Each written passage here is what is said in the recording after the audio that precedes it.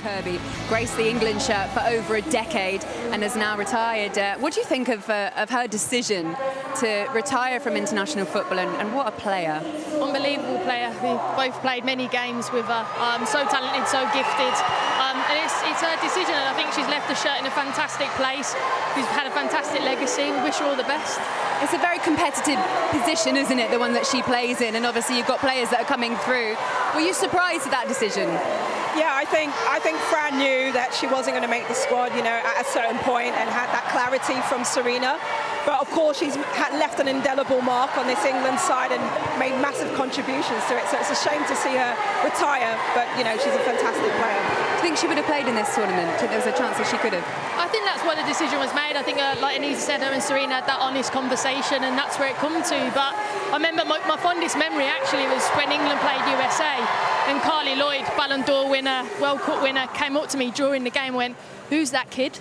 And I went, "That's Fran Kirby, you remember her?" And she did.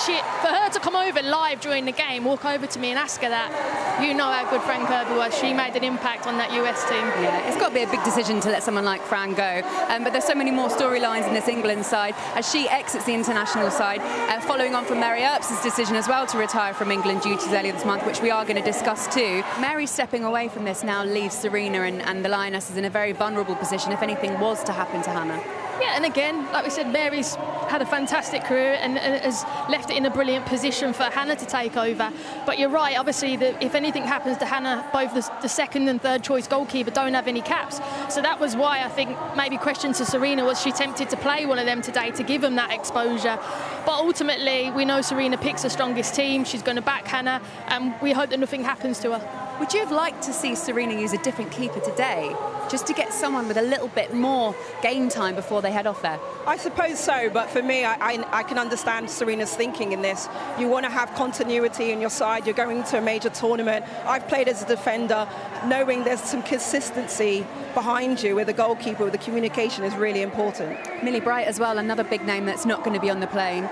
A really difficult decision, I imagine, for her as well. She's the one that said, I need to step away, I need to prioritise my mental health and my family's as well. How much do England lose by not having Millie Bright even in the squad? That's a brave decision. Yep. Massive brave decision to say that. So I applaud her for doing that.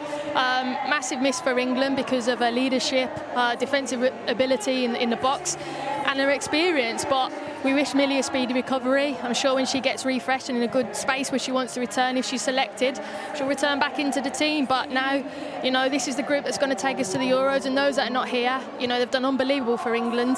But this is now the group. And who are those big voices in this team now, in the squad, that are going to G everyone up when they really need it? Well, we have the return of Leah Williamson. You know, we have to remind ourselves she wasn't at the last World Cup. So she's a massive leader and inspiration. Just won the Champions League with her club. Great time to have her back. Alex Greenwood as well. For me, one of the best centre-backs in the country, has done that consistently back into the side. There's such a great blend of youth and experience. You've got Lucy Bronze in there, you've got Beth Mead in there.